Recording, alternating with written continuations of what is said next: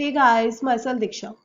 तो हमने पिछले चैप्टर में ये देखा था कि जो हमारा एटम है वो क्या डिविजिबल नहीं होता बट हम इस चैप्टर में देखेंगे कि हमारा जो एटम है वो डिविजिबल होता है। हम इसमें इस चैप्टर में क्या करेंगे, स्ट्रक्चर ऑफ द एटम। ये चैप्टर 4th है, क्लास 9th का।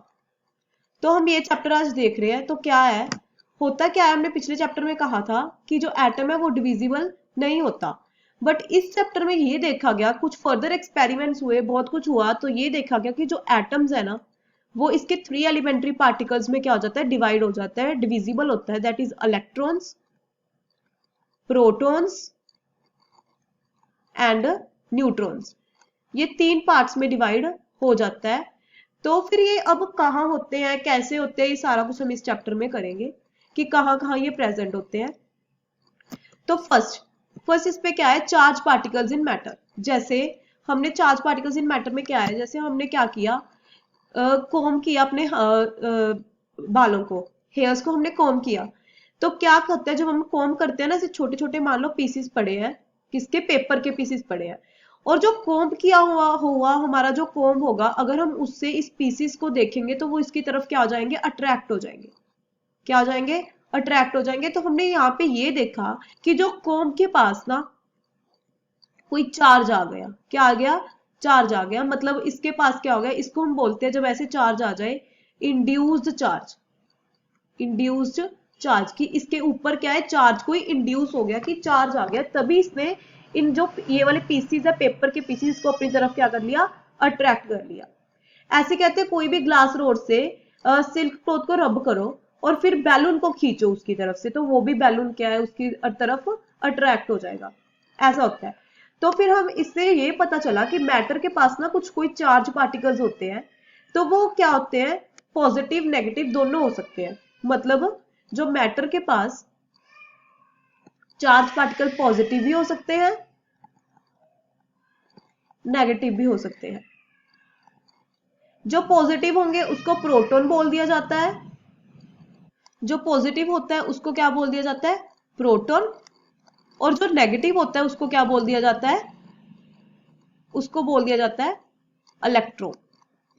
तो ऐसे करके हमें पता चला कि इसके पास क्या होता है, कोई ना कोई मैटर के पास क्या होता है, चार्ज होता है, और वो किसकी फॉर्म में होता है, इलेक्ट्रॉन और प्रोटॉन की फॉर्म में होता है। जो ये चीजें थी, ये किसने डिस्कवर की थी, जो एटम वाज इनडिविजिबल पार्टिकल, ये माना जाता था, बट उसके बाद ये पता चला ये सब एटॉमिक पार्टिकल्स में डिवाइड हो जाता है, द इलेक्ट्रॉन, ठीक है, प्रोटॉन और न्यूट्रॉन। जो इलेक्ट्रॉन था उसको आइडेंटिफाई किया गया जे थॉमसन जी के द्वारा, किसके द्वारा, जे थॉमसन जी के द्वारा। और जो इलेक्ट्रॉन पहले जो इनसे पहले इलेक्ट्रॉन किसने किया था, ई गोल्डस्टीन, ठीक है। उन्होंने कैसे किया था, प्रेजेंस ऑफ न्यू रेडिएशन, मतलब कैसे हुआ था कि गैस डिस्चार्ज ट्यूब ले ली थी, एक साइड पे पॉजिटिव चार्ज ले लिया था, एक साइड पे नेगेटिव चार्ज ले लिया था। देखा क्या गया कि नेगेटिव वाली चीज से, नेगेटिव चार्ज वाली चीज से ना कुछ निकल के इधर जा रहा है, पॉजिटिव वाली चीज के पास, ठीक है। जब ये देखा गया कि इधर कुछ ना कुछ जा रहा है, तो उसको दे दिया गया नाम, वो क्या है, इलेक्ट्रॉन्स है, जिनके कारण हमारा करंट क्या है, प्रोड्यूस होता है, ठीक है, करंट हमारा प्रोड्यूस होता है, ठीक है। ऐसे देखा गया कि इसमें सब एटॉमिक पार्टिकल होते हैं, ठीक है। तो उसके बाद ये सारा किसके साथ किया गया, न्यू रेडिएशन गैस डिस्चार्ज में, उनको बोला गया केनाल रेज, ठीक है। ये जो रेज होती है ना, ये पॉजिटिवली चार्ज रेडिएशन होती है, ठीक है। इससे, इसकी वजह से हमारे सब एटॉमिक पार्टिकल्स है वो इन्वेंट हो सके, ठीक है। इस सब एटॉमिक पार्टिकल्स के ऊपर जो चार्ज होता है वो किसके मैग्नीट्यूड के इक्वल होता है, opposite to the sign of that electron. जो इसके पास पॉजिटिव चार्ज होगा वो इक्वल टू जो नेगेटिव चार्ज होगा उसके इक्वल होता है। ये नेगेटिव चार्ज क्या होते हैं, हमारे इलेक्ट्रॉन्स। इससे हमारे इलेक्ट्रॉन्स या जो इन्वेंट हो गए थे, ओके। उसको बाद जो पॉजिटिव चार्ज है, पॉजिटिव रेडिएशन है, उसको क्या नाम दे दिया गया, प्रोटॉन। और इलेक्ट्रॉन को हम कैसे लिखते हैं, ई नेगेटिव, और प्रोटॉन को कैसे लिखते हैं, पी पॉजिटिव। इलेक्ट्रॉन को ई नेगेटिव ऐसे लिखा जाता है, ठीक है। द मास ऑफ प्रोटॉन, जो मास होता है वो प्रोटॉन का इज टेकन एज 1 यूनिट, मतलब ऐसे लिया जाता है, प्रोटॉन इज इक्वल टू +1, ठीक है, +1। और इलेक्ट्रॉन को, इलेक्ट्रॉन के पास कोई मास नहीं होता, ये निग्लिजिबल मास का होता है, निग्लिजिबल, इसके पास मास नहीं होता। प्रोटॉन के पास +1 मास होता है, इलेक्ट्रॉन के पास कोई भी मास नहीं होता, ठीक है। और जो इलेक्ट्रॉन का चार्ज होता है, इलेक्ट्रॉन का चार्ज वो हो जाता है -1। ठीक है, इससे क्या पता चला कि जो हमारा एटम है वो किस किस चीज से बना हुआ होता है। इससे सबसे पहले ये पता चला कि वो जो एटम है वो किससे बना होता है, प्रोटॉन्स एंड इलेक्ट्रॉन्स। ठीक है, जितने प्रोटॉन्स उतने ही इलेक्ट्रॉन से बना हुआ होता है। ये चीज पहले इन्वेंट हुई थी, बट ऐसा ही होता है।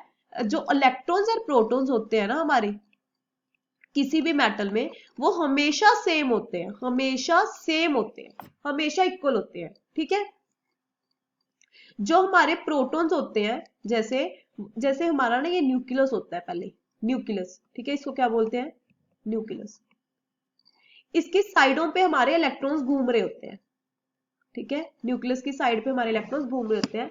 जो ये न्यूक्लियस होता है ना, इसके बीच में क्या होता है, हमारा सारा का सारा मास होता है। और ये जो बाहर इलेक्ट्रॉन्स ऐसे घूम रहे होते हैं, ठीक है, ये जो इलेक्ट्रॉन्स होते हैं ये मासलेस होते हैं, मतलब इनके पास बहुत ही ज्यादा कम मास होता है। और जो इसके बीच में जो न्यूक्लियस होता है, इसके पास मास होता है, और न्यूक्लियस के अंदर हमारा एक प्रोटॉन और एक न्यूट्रॉन होता है। ठीक है, जो प्रोटॉन होता है वो तो हमारा पॉजिटिव चार्ज होता है, न्यूट्रॉन के पास कोई भी चार्ज नहीं होता, ये चार्ज लेस होता है। ठीक है, बट प्रोटॉन और न्यूट्रॉन दोनों के पास क्या होता है, मास होता है। क्या होता है, मास। ठीक है, बट होता क्या है कि जो प्रोटॉन्स ना बिल्कुल अंदर की तरफ होते हैं, तो प्रोटॉन्स को हम बाहर नहीं निकाल सकते, बाहर नहीं निकाल सकते। पर जो इलेक्ट्रॉन्स होते हैं वो न्यूक्लियस के अराउंड रिवॉल्व कर रहे होते हैं, तो हम इलेक्ट्रॉन्स को कोई फोर्स वगैरह देके, मींस कुछ ऐसी अट्रैक्शन वगैरह, कोई एनर्जी वगैरह देके इलेक्ट्रॉन को हम बाहर निकाल सकते हैं। ठीक है, इसको बाहर लेके आ सकते हैं इलेक्ट्रॉन को किसी भी एटम से। ठीक है, उसके बाद हम देखते हैं नेक्स्ट पेज पे क्या कहता है, the structure of the atom. ये स्ट्रक्चर ऑफ एटम मैंने अभी आपको समझाई कि होता क्या है कि ऐसे बीच में न्यूक्लियस और अराउंड क्या इलेक्ट्रॉन घूम रहे होते हैं, और इसके न्यूक्लियस के बीच में क्या होता है, प्रोटॉन और न्यूट्रॉन। ठीक है, आपको पता है प्रोटॉन और न्यूट्रॉन मास होता है इनके पास, इलेक्ट्रॉन के पास निग्लिजिबल मास होता है, मतलब मासलेस होता है। और जो प्रोटॉन होता है वो पॉजिटिव चार्ज होता है, इलेक्ट्रॉन नेगेटिव चार्ज होता है, और जो न्यूट्रॉन होता है इसके पास कोई भी चार्ज नहीं होता, ये चार्ज लेस होता है। ठीक है, ये चीज सारी इसने बताई, और इन्होंने काफी सारे मॉडल्स दिए। ठीक है, पर जो सबसे पहले मॉडल दिया वो जे थॉमसन जी ने दिया। ठीक है, जे थॉमसन का मॉडल क्या कहता था, जे थॉमसन का मॉडल ऐसा कुछ था। उन्होंने बताया कि जो हमारा, जैसे हमारा वाटरमेलन होता है ना, ऐसे मान लो कि जो वाटरमेलन है वो ऐसे गोल गोल है। ठीक है, वाटरमेलन गोल गोल होता है। जो इसका रेड वाला पोर्शन होता है वाटरमेलन का, मान लिया कि वो पॉजिटिव चार्ज है, ऐसे फैले हुए हैं। और जो ब्लैक ब्लैक उसके सीड्स होते हैं ना, वाटरमेलन के सीड्स, वो मान लिया कि वो नेगेटिव चार्ज है, मतलब वो इलेक्ट्रॉन्स है। इन्होंने ये बोला, और इन्होंने ये बोला कि जो पॉजिटिव, जितना पॉजिटिव चार्ज होगा उतना ही नेगेटिव, मतलब इलेक्ट्रॉन्स होंगे। ये बात तो सही थी, पर ये बात बाद में गलत प्रूव हो गई, क्योंकि पॉजिटिव और नेगेटिव, इन्होंने कहा कि पॉजिटिव और नेगेटिव ऐसे ही पड़े हैं, बस ऐसे ही कहीं भी मतलब पड़े हैं। बट ऐसा बिल्कुल भी नहीं था, पॉजिटिव चार्ज न्यूक्लियस के अंदर था और इलेक्ट्रॉन उसके बाहर रिवॉल्व कर रहे थे। मतलब इलेक्ट्रॉन्स कभी भी रेस्ट में नहीं थे, इलेक्ट्रॉन्स क्या थे, मोशन में थे। ठीक है, ये बात आगे पता चली, हम देखते हैं आगे। उसके बाद मॉडल, तो ये वाला जो था उन्होंने आपको बता दिया मैंने आपको। उसके बाद मॉडल आया रदरफोर्ड का। ये जो थॉमसन मॉडल था ना, तो इन्होंने ये बोला कि जो आपको बताया कि जितना पॉजिटिव उतना ही नेगेटिव चार्ज होगा, तो ये इलेक्ट्रिकली क्या हो जाते हैं, न्यूट्रल हो जाते हैं, इलेक्ट्रिकली न्यूट्रल। ठीक है, मतलब न्यूट्रल होने का मतलब ये है जितना पॉजिटिव उतना नेगेटिव वो आपस में कट हो गए, तो ये इलेक्ट्रिकली न्यूट्रल होते हैं, मतलब इन पे ना ही पॉजिटिव चार्ज होता है और ना ही नेगेटिव चार्ज होता है। ये थॉमसन के द्वारा बोला गया। अब उसके बाद आया रदरफोर्ड का मॉडल। रदरफोर्ड जी ने क्या किया, इन्होंने एक गोल्ड फॉइल ली। ठीक है, एक गोल्ड फॉइल ली ऐसे करके। इसकी ना आगे एक डायग्राम बनी हुई है, मैं उसकी तरह समझाती हूँ मैं आपको। ये देखिए, यहाँ पे नहीं है, मैं आपको बताती हूँ। इन्होंने क्या किया, ऐसे एक गोल्ड फॉइल ले ली, ऐसे एक गोल्ड फॉइल ले ली, और यहाँ पे ना ऐसे कोई भी मतलब एक बॉक्स रख दिया, जिसमें से ना इन्होंने अल्फा पार्टिकल रख दिया, अल्फा पार्टिकल। ठीक है, उसमें से ना, इसमें से ना ऐसे मूविंग ना इलेक्ट्रॉन्स निकल रहे थे, ऐसे इलेक्ट्रॉन्स निकल रहे थे, बाहर की तरफ निकल रहे थे। ठीक है, इसमें से इलेक्ट्रॉन्स बाहर की तरफ निकल रहे थे। ये पूरा एक एटम था जिसमें ये एक्सपेरिमेंट करके देखा गया। ठीक है, जो इलेक्ट्रॉन्स जब बाहर निकल रहे थे तो हुआ कुछ ऐसा, कुछ इलेक्ट्रॉन्स तो स्ट्रेट चले गए, ऐसे स्ट्रेट चले गए। ठीक है, बट कुछ इलेक्ट्रॉन्स ना ऐसे क्या हुआ, ऐसे आए, यहां तक ऐसे आए, ऐसे हो गए, यहां तक आए, ऐसे हो गए, कुछ बिल्कुल ही बैक हो गए, ऐसे बैक ही आ गए। ये इसीलिए हुआ, देखा गया कि यहाँ पे एक बीच में एक छोटी सी कोई ना कोई चीज है जो इसको या तो एंगल पे घुमा रही है या फिर बिल्कुल बैक घुमा रही है। ये जो छोटी सी चीज थी ना, ये बहुत ज्यादा मास था, इसमें बहुत ज्यादा मास था। मतलब ये क्या थी फिर, न्यूक्लियस थी। देखा गया जो बीच में ये चीज थी ना, वो न्यूक्लियस थी, जो बहुत ही ज्यादा हैवी थी, उसका बहुत ज्यादा मास था। और जो आपको अभी बताया, न्यूक्लियस के बीच में क्या होता है, प्रोटॉन्स एंड न्यूट्रॉन्स। ये देखा गया कि बाद में कि इसके जो न्यूक्लियस के बीच में प्रोटॉन्स एंड न्यूट्रॉन्स है और इनका मास है। ठीक है, इसीलिए जो बीच में जो चीज पड़ी है, ये क्या होती है, मास होता है इसके पास। ठीक है, ये चीज देखी गई। ठीक है, जो गोल्ड फॉइल थी वो 1000 एटम थिक थी। ये आप थोड़ी छोटी मोटी चीजें ये भी पता होनी चाहिए हमें। जो अल्फा पार्टिकल्स होते हैं, जो अल्फा पार्टिकल्स उसके बीच में से नहीं निकल रहे थे अल्फा पार्टिकल्स, है ना। जो ये अल्फा पार्टिकल्स होते हैं, हीलियम एटम्स को बोलते हैं, हीलियो एटम्स की तरह होते हैं। इनका एटॉमिक नंबर 2 होता है एंड मास नंबर 4 होता है। इसीलिए इनको लिखा जाता है 4U। U मतलब U इसका यूनिट है ना, मास का यूनिट है। ठीक है, अगर आपको ये यूनिट के बारे में सीखना है ना, मेरी पिछली वीडियो जरूर देखना, उसमें ये सारी चीजें समझ आ जाएंगी आपको। ठीक है, तो उसने क्या देखा कि कुछ जो चीजें, जो अल्फा पार्टिकल्स थे वो क्या हो गए, डिफ्लेक्ट हो गए, कुछ कैसे हो गए, मतलब उन्होंने देखा कि उसके बीच में फिर क्या है, कुछ बहुत ज्यादा हैवी चीज पड़ी है, प्रोटॉन्स है। तो जो प्रोटॉन्स है वो क्या थी, आपको पता है वो प्रोटॉन्स क्या, प्रोटॉन्स मतलब किस बीच में कोई जो चीज पड़ी थी वो क्या था, न्यूक्लियस था। ठीक है, तो ये चीज बाद में पता चल गई, समझ आ गई। उसके बाद हम देखते हैं नेक्स्ट। ये देखिए ऐसा कुछ हुआ, देखो कुछ तो सीधे चले गए पर कुछ ऐसे डिफ्लेक्ट हो गए। इससे पता चलता है कि यहाँ पे क्या था, कुछ कोई न्यूक्लियस पड़ा था जिसके कारण ये क्या हो गए थे, डिफ्लेक्ट हो गए थे। ठीक है, उसके बाद हम देखते हैं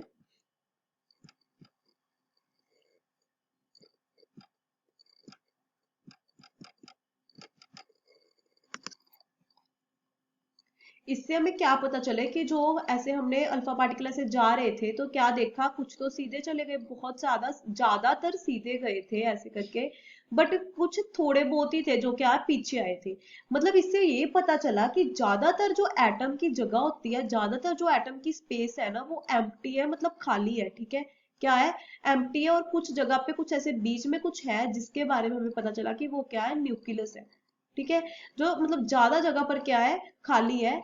इससे हमें पता चला कि जो हमारे न्यूक्लियस का साइज है ना, ठीक है, वो क्या है, कुछ 10⁵ टाइम्स कम है एटम से, उसके रेडियस से। तो इसका मतलब ये होगा कि 10⁻⁻15 है जो वो न्यूक्लियस का साइज है, और 10⁻10 है जो वो एटम का साइज है। ठीक है, ये चीज हमें पता चली। उसके बाद हम देखते हैं,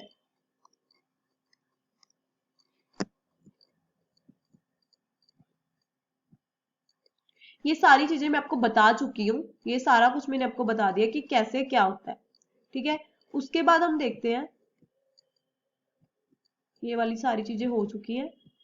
हम अब देखेंगे ड्रॉबैक्स क्या थे रदरफोर्ड मॉडल के। इसने ना ये बोल दिया कि जैसे मान लो कि ऐसे ये न्यूक्लियस पड़ा है कि इसके हमने ये किया कि इसके अराउंड क्या घूम रहा है, इलेक्ट्रॉन घूम रहा है। इसने ये नहीं बोला कि जो इलेक्ट्रॉन्स है ना वो ऑर्बिट में घूमते हैं, मतलब एक पर्टिकुलर, जैसे हमारी अर्थ है वो सन के अराउंड घूम रही है ना, ऐसे सन है इसके अराउंड घूम रही है, ऐसे अर्थ घूम ही जा रही है। ऐसे तो नहीं कि ये सन के बीच में जाके लग जाएगी कभी, नहीं है ना ऐसा। ऐसे इसने ये चीज नहीं बताई कि ऐसे ना सर्कुलर, मतलब ऐसे पाथ में ऐसे घूमता रहता है। इसने कहा बस ये घूमता है, और तो ये बात बोली गई। फिर ऐसे तो जब एक मतलब ऐसे न्यूक्लियस के अराउंड जब कोई इलेक्ट्रॉन ऐसे घूम ही रहा है, घूम ही रहा है, एक टाइम तो ऐसा आएगा इसकी जो एनर्जी होगी, जो इलेक्ट्रॉन की एनर्जी होगी वो एक टाइम पे आके तो खत्म हो जाएगी। फिर ये कहा गया कि जब इलेक्ट्रॉन की जो एनर्जी है वो एक टाइम पे आके खत्म हो जाएगी, मतलब बिल्कुल खत्म हो गई, तो फिर इलेक्ट्रॉन तो जाके न्यूक्लियस में गिर जाएगा। इलेक्ट्रॉन किस में गिर जाएगा, न्यूक्लियस में गिर जाएगा। तो ये बात तो गलत है ना, इलेक्ट्रॉन तो कभी भी न्यूक्लियस में गिरता ही नहीं है, वो तो हमेशा ऐसे घूमता ही रहता है, इस अपने ऑर्बिट में घूमता रहता है। तो ये बात ना जो रदरफोर्ड था वो एक्सप्लेन नहीं कर पाया कि वो अपने एक पर्टिकुलर ऑर्बिट में घूमेगा। ठीक है, तो उसके इसके लिए लोगों ने मतलब जिन्होंने भी इसको अपोज किया कि जैसे इलेक्ट्रॉन तो इस अगर इसमें घूम रहा है तो एक टाइम पे तो वो न्यूक्लियस के बीच में ही चला जाएगा, तो ये इस बात को एक्सप्लेन नहीं कर पाया कि वो एनर्जी क्या है उसकी इलेक्ट्रॉन कैसे लॉस नहीं होती, इस बात को एक्सप्लेन नहीं कर पाए, यही रदरफोर्ड का बस ड्रॉबैक था, वैसे इसका मॉडल बिल्कुल सही था। उसके बाद इसके मॉडल को सही करने के लिए एक और साइंटिस्ट आए जिनका नाम था बोहर। क्या नेम था उनका? बोहर। बोहर मॉडल, इन्होंने बस ये सारी चीजें सही बता दी कि जो हमारे जो इलेक्ट्रॉन्स है वो उनके पास एक स्पेशल ऑर्बिट्स होते हैं जिनके अराउंड वो क्या है घूमते रहते हैं, और ये डिस्क्रीट ऑर्बिट्स होते हैं जो एनर्जी भी बाहर नहीं लूज करते। ठीक है, एनर्जी लूज नहीं करते, ये एनर्जी लूज नहीं करते, बस ऐसी क्या है घूमते रहते हैं। ठीक है, एनर्जी लूज करके न्यूक्लियस के बीच में नहीं जाएंगे। ठीक है, ये बात किसने बता दी? हमारे बोहर ने। तो उसके बाद क्या होता है, उसके बाद ये छोटी मोटी चीजें जो मैंने आपको पहले भी बता दी मैं आपको दोबारा बता देती हूँ। देखो, जैसे ये न्यूक्लियस है, इसके अराउंड क्या है इलेक्ट्रॉन्स घूम रहे हैं, ये शेल होते हैं जिसमें इलेक्ट्रॉन्स घूमते हैं। जो फर्स्ट शेल होता है उसको के बोला जाता है, जो second L, third M N, ऐसे चलता है, के एल एम एन ऐसे होते हैं शेल्स। ठीक है, मतलब के को 1, एल को 2, एम को 3, एन को 4, ये ऐसे शेल्स होते हैं। ठीक है, उसके बाद हमारा आता है न्यूट्रॉन्स क्या होते हैं। सबसे पहली बात आप ये जान लो, जो न्यूट्रॉन्स है वो जे चैडविक ने डिस्कवर किए थे। ठीक है, क्या देखा गया कि जैसे मान लो हाइड्रोजन को देखा गया, हाइड्रोजन को अपन कोई और एग्जांपल लेते हैं, जैसे मान लो हम एग्जांपल ले लेते हैं सोडियम की। सोडियम का ना एटॉमिक नंबर 23 होता है, मतलब इसके पास 23 क्या होते हैं इलेक्ट्रॉन्स होते हैं। ठीक है, जितने इलेक्ट्रॉन्स होते हैं उतने ही प्रोटॉन्स होते हैं, इसके पास प्रोटॉन्स भी कितने होते हैं, सॉरी सॉरी सॉरी, जो सोडियम का जो सोडियम का एक मिनट, जो सोडियम का एटॉमिक नंबर होता है वो 11 होता है। ठीक है, मतलब इसके पास 11 इलेक्ट्रॉन्स होते हैं, फिर जितने इलेक्ट्रॉन्स होंगे उतने ही प्रोटॉन्स होंगे, तो प्रोटॉन्स भी कितने आ गए इसके पास 11। ठीक है, बट इसका जो एटॉमिक मास होता है ना, एटॉमिक मास वो ना 23 होता है, ऐसे रिप्रेजेंट होता है, जैसे ये जेड है, यहाँ पे तो एटॉमिक नंबर लिखा जाता है, किसी जेड से नहीं किसी से भी रिप्रेजेंट कर लेते हैं, मान लो कोई एन है, कोई भी एन है, यहाँ पे जेड होता है, यहाँ पे ए होता है, ये एटॉमिक नंबर होता है, एटॉमिक नंबर, और ये होता है एटॉमिक मास। क्या होता है? एटॉमिक मास, कि इस एटम का मास, जैसे हम सोडियम की बात कर रहे थे, सोडियम का एटॉमिक नंबर होता है 11 और उसका मास होता है 23। ठीक है, तो 11 मैंने आपको बताया नंबर किसके इक्वल होता है, इलेक्ट्रॉन्स के, और इलेक्ट्रॉन्स इक्वल टू प्रोटॉन्स। ठीक है, मैंने आपको अभी बताया न्यूक्लियस में क्या होता है, प्रोटॉन्स प्लस न्यूट्रॉन्स, ये दोनों होते हैं, और इन दोनों का ही मास होता है। ठीक है, अगर सोडियम का मास 23 है तो 11 तो इसके प्रोटॉन्स हो गए इसके बीच में, जो 12 बचे वो न्यूट्रॉन्स हो गए, यही हुआ ना। 11 प्रोटॉन्स इसीलिए हुए क्योंकि इलेक्ट्रॉन्स और प्रोटॉन्स हमेशा बराबर रहते हैं, तो प्रोटॉन्स तो 11 हो गए और जो न्यूट्रॉन्स है वो 12 हो गए। ठीक है, इससे जो जैसे ये देखा गया कि इसमें कुछ अलग है, 12 है, तो ये देखा गया कि जो ये चीजें होंगी ना वो उसको नाम दिया गया न्यूट्रॉन होते हैं वो, बस यही है। और इनको इसके पास चार्ज नहीं होता, ये चार्ज लेस होते हैं, इनके पास मास होता है, और इनको लिखा जाता है एन से रिप्रेजेंट किया जाता है। ठीक है, अब हम नेक्स्ट देखते हैं। अब जो हमारे इलेक्ट्रॉन्स है वो डिस्ट्रीब्यूट कैसे होते हैं, जैसे ये न्यूक्लियस है, ठीक है, first shell, second shell, third shell, ऐसे मतलब आगे आगे शेल बनते रहते हैं। इसका फॉर्मूला होता है 2n²। अगर हम n is equal to 1 put करेंगे तो फर्स्ट शेल में कितने इलेक्ट्रॉन्स आएंगे 2, अगर n is equal to 2 put करेंगे तो इसमें ये कितना बन जाएगा 8, तो सेकंड शेल में मतलब k में 2, l में 8 और अगर हम 3 पुट करेंगे तो 18, m में 18, ऐसे करके ये हमारा फॉर्मूला होता है, जो फॉर्मूला यहाँ पे लिखा भी हुआ है, ये देखिए 2n², l में ये, l में k में वो, l में वो, m n, ऐसे निकाल सकते हैं। जो मैक्सिमम नंबर ऑफ इलेक्ट्रॉन्स होंगे जो आउटर मोस्ट ऑर्बिट में वो होंगे, वो 8 होंगे, ठीक है। Electrons are not accommodated in the given shell unless the inner shells are filled। मतलब ये बोला गया है कि जैसे ये न्यूक्लियस है, इसके ये 2 वाला शेल हो गया, मतलब एल शेल में 2 होते हैं, उसके बाद एम हो गया, के एल, के में 2, फिर एल में 8, ठीक है। ऐसे नहीं होगा कि जो हमारे इलेक्ट्रॉन्स है वो इसमें पहले फिल होने शुरू हो जाएंगे, ऐसे नहीं होता। जब अगर मान लो हाइड्रोजन का जो हमारा एटॉमिक नंबर होता है वो 1 होता है, मतलब इसमें सिर्फ एक ही इलेक्ट्रॉन होता है, ठीक है। तो जो एक इलेक्ट्रॉन होगा ना वो के शेल में ही होगा, ऐसा नहीं होगा कि वो एल में होगा, पहले सबसे छोटा वाला शेल भरा जाएगा, ठीक है, ये होता है। उसके बाद हम देख लेते हैं कि जो atomic structure of first 18 elements ये दी हुई है, वो ये आप देखो अच्छी तरह से, ये देखो हाइड्रोजन में 1, हीलियम में 2, उसके बाद लिथियम में देखो, लिथियम में 3, पहले 2 भर गए, फिर 1 बाहर हो गया। बेरिलियम में हम कोई भी, पहले मैं आपको एक एग्जांपल लेके दिखा देती हूँ। जैसे हमने सोडियम का भरना है, सोडियम का नंबर होता है 11, तो ये हो गया हमारा न्यूक्लियस। पहले में तो 2 आ जाएंगे, 1 और 2, पहले में 2 ही रहेंगे, हमने अभी देखा ना। फिर उसके बाद 2 तो फिल हो गए, हमने टोटल कितने चाहिए 11, हमने दूसरे में 8 आएंगे, 1 2 3 4 5 6 7 8, 8 और 9, 8 और 2 10 हो गए, 1 बच गया, तो ये सबसे बड़े वाले में आ जाएगा 1। तो ऐसे करके सोडियम की हमारी क्या होगी, इलेक्ट्रॉनिक कॉन्फ़िगरेशन ऐसे भरा होगा, जैसे यहाँ पे भी दिया हुआ होगा सोडियम, देख लेते हैं।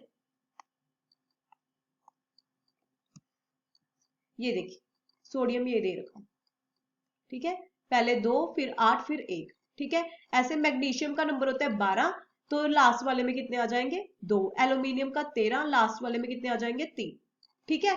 जो अब हम समझेंगे कि वैलेंसी क्या होती है। देखो जैसे हम एल्यूमिनियम के एग्जांपल ले लेते हैं, 13 होता है इसका, पहले में 2, दूसरे में 8, 6 7 8, तीसरे में कितने आ जाएंगे 3। जो पता है क्या होता है, कोई भी चीज है ना इन्वायरमेंट में, कोई भी चीज हमारे सराउंडिंग में वो स्टेबल होना चाहती है। एल्यूमिनियम भी स्टेबल होना चाहता है। एल्यूमिनियम स्टेबल कब होगा, जब इसके बाहर वाले ऑर्बिट में ना 8 इलेक्ट्रॉन्स होंगे, पर इसके पास कितने इलेक्ट्रॉन्स है, सिर्फ 3।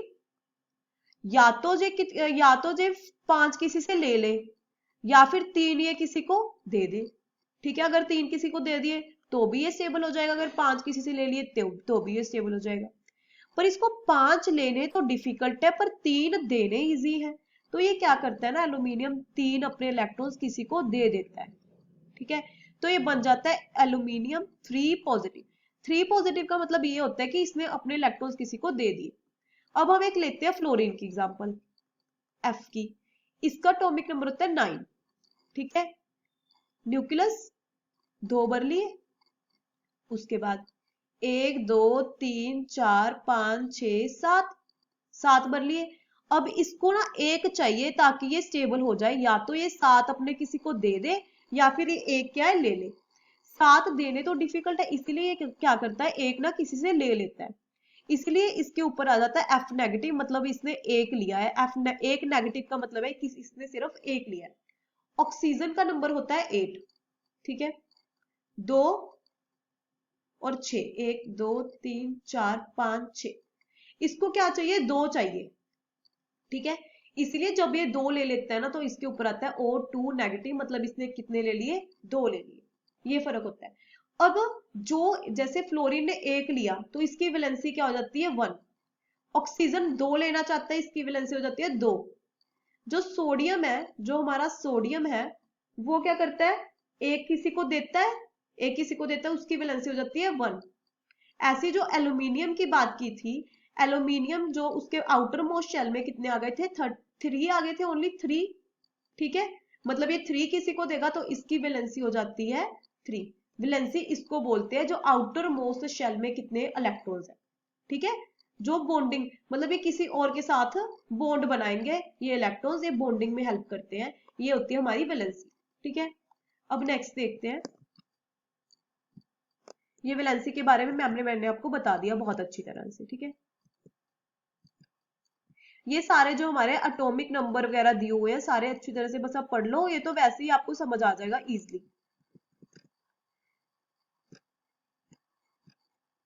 ये सारी चीज मैंने आपको बता दी कि क्या होता है, कैसे फुली फिल्ड होता है, कैसे उसको इलेक्ट्रॉन चाहिए होता है, कैसे उसको देना होता है, ये सब कुछ बता दिया। ये सारी चीज बिल्कुल सेम वही लिखी हुई है, आप एक बार पढ़ के देख लेना। ठीक है, अब हम देखेंगे कि एटॉमिक नंबर और मास नंबर क्या होता है। ठीक है, ये रहा वो एटॉमिक नंबर और मास नंबर क्या होता है। ठीक है, मैंने आपको पहले ये बात तो बता दी, जो हमारा एटॉमिक नंबर होता है ना, वो उसमें कितने इलेक्ट्रॉन्स होते हैं वो होता है, ये आपको मैंने बता दिया। और ये आपको मैंने ये भी बता दिया ये किससे रिप्रेजेंट किया जाता है, एन से। जैसे कोई भी जेड से, सॉरी, जैसे कोई भी एलिमेंट है, यहाँ पे एटॉमिक नंबर होता है, यहाँ पे एटॉमिक मास होता है। ये जो हमारे होते हैं ये हमारे इलेक्ट्रॉन्स होते हैं। ठीक है, और ये जो हमारा मास होता है ना, मास आपको पता है न्यूक्लियस में होता है, तो उसमें न्यूक्लियस में क्या होता है, प्रोटॉन्स प्लस न्यूट्रॉन्स। जितने इलेक्ट्रॉन्स होंगे उतने ही प्रोटॉन्स होंगे, और जितना मास होगा मास में से माइनस करके हम न्यूट्रॉन्स निकाल लेंगे। तो ये जो ए होता है ये मास नंबर होता है, और ये जो जेड होता है वो क्या होता है, हमारा atomic number, that is electrons. ठीक है, अब हम कोई एग्जांपल लेते हैं। मान लो हमने एग्जांपल ले ली सोडियम की। सोडियम का एटॉमिक नंबर 11, मास नंबर 23, ये जो होता है। तो इसके इलेक्ट्रॉन्स भी कितने हो गए, 11, ये दिए हुए हैं। प्रोटॉन्स और इलेक्ट्रॉन्स हमेशा इक्वल होते हैं, तो 11। और न्यूट्रॉन्स अगर हमने फाइंड करने हो तो हम क्या करेंगे, 23 में से 11 को माइनस कर देंगे, प्रोटॉन्स को माइनस कर, तो 12 न्यूट्रॉन्स आ गए। ये होता है मास नंबर, ये होता है एटॉमिक नंबर। बस यही चीज है, यही समझने वाली चीज है बस, और कुछ नहीं था इसमें। ये बहुत इजी चैप्टर है, और इसको रिप्रेजेंट करने का आपको फॉर्मूला ये भी मैंने बता दिया कि एक्स, जेड और ए। जेड क्या हो गया एटॉमिक नंबर, ए क्या हो गया मास नंबर। यहाँ पे जो हमारा सिंबल होता है, जैसे सोडियम ले लो, नाइट्रोजन ले लो, ये सिंबल्स हो जाते हैं। ये नाइट्रोजन का लिया हुआ है। एटॉमिक नंबर 7, 14 क्या है, मास नंबर। ठीक है, अब नेक्स्ट देखते हैं हमारे आइसोटोप्स क्या होते हैं। अब हम ये देखेंगे कि हमारे आइसोटोप्स क्या होते हैं। आइसोटोप्स, आइसोटोप्स मतलब जैसे जिसके टॉप में फर्क हो, किसमें, जिसके टॉप में ना कोई डिफरेंस हो। जैसे हमने ये एग्जांपल ली, मैं आपको बताती हूँ क्या। जैसे C612 और एक ली C614। हमें पता है यहाँ पे इलेक्ट्रॉन्स भी 6 है, प्रोटॉन्स भी 6 है, बट न्यूट्रॉन्स भी 6 है ना। यहाँ पे देखा जाए तो यहाँ पे इलेक्ट्रॉन भी 6 है, प्रोटॉन भी 6 है, और न्यूट्रॉन हमारे 8 है। न्यूट्रॉन कितने हैं, 8। मतलब हमारे न्यूट्रॉन्स में क्या आ गया, फर्क आ गया। जब न्यूट्रॉन्स में फर्क आ जाए तो उसको आइसोटोप्स बोलते हैं। मतलब क्या हुआ, जो हमारे टॉप पे होता है ना, हमारे टॉप पे क्या होता है, एटॉमिक मास। टॉप पे हमारे क्या होता है, एटॉमिक मास। जब हमारे टॉप पे फर्क आ जाए बट एलिमेंट सेम है, कार्बन कार्बन सेम है, 6 भी सेम है, अकेले टॉप पे फर्क आ जाए तो उसको आइसोटोप बोलते हैं। इसमें फर्क किसका होता है, न्यूट्रॉन्स का। किसका फर्क होता है, न्यूट्रॉन्स का। इलेक्ट्रॉन्स भी सेम रहते हैं और प्रोटॉन्स भी सेम रहते हैं। मतलब इसका एटॉमिक नंबर तो सेम होता है, एटॉमिक नंबर सेम, बट जो मास नंबर होता है, मास नंबर, वो क्या हो जाता है, डिफरेंट। ये फर्क होता है इसमें। ठीक है, अब हम नेक्स्ट देखेंगे कि आइसोबार्स क्या होते हैं। कौन सा, आइसोबार्स। और इसकी एप्लीकेशंस देख ली जाए, ये सारा यही बताया हुआ है कि कैसे हम इसको कैलकुलेट करते हैं, क्या क्या चीज होती है। ठीक है, अब इसकी एप्लीकेशन देख लो। जो आइसोटोप होता है यूरेनियम का, ये फ्यूल्स में यूज किया जाता है, न्यूक्लियर रिएक्टर्स में। जो आइसोटोप होता है कोबाल्ट का, ये कैंसर के ट्रीटमेंट में यूज किया जाता है। जो आइसोटोप होता है आयोडीन का, वो ट्रीटमेंट ऑफ ग्वाइटर में यूज किया जाता है। जो गले में यहाँ पे बन जाता है ना ग्वाइटर, एक डिजीज हो जाती है जिसमें आयोडीन की कमी होती है, वो इसीलिए उसमें यूज किया जाता है, उसके ट्रीटमेंट के लिए। ठीक है, उसके बाद हमारे आते हैं आइसोबार्स। क्या होते हैं आइसोबार्स? देखो हमारे जब टॉप में फर्क हुआ था, जैसे C612 और C614, जब हमारी टॉप जगह पे फर्क हुआ था तो हमारे आइसोटोप बन गए थे। अब हमारे जब नीचे फर्क होगा, मतलब बार्स में फर्क होगा, जब नीचे फर्क होगा बट ऊपर सेम रहेगा, तो हमारे क्या बन जाएंगे? आइसोबार। जैसे हम एक एग्जांपल ले लेते हैं, जैसे हम ले लेते हैं कैल्शियम, ठीक है, 2040, आर्गन 1840। देखो ऊपर तो सेम है, 40 सेम है, फर्क किसमें आया? 20 और 18, नीचे वाले में फर्क आ गया। ठीक है, मतलब कैल्शियम में इलेक्ट्रॉन्स कितने हैं? 20, प्रोटॉन्स भी 20, बट न्यूट्रॉन्स कितने हो गए? 20। ऐसे आर्गन में जो हमारे इलेक्ट्रॉन्स है वो 18 हो गए, प्रोटॉन्स भी 18 हो गए, बट न्यूट्रॉन्स कितने हो गए? वो इससे माइनस कर लेंगे, कितने हो जाएंगे?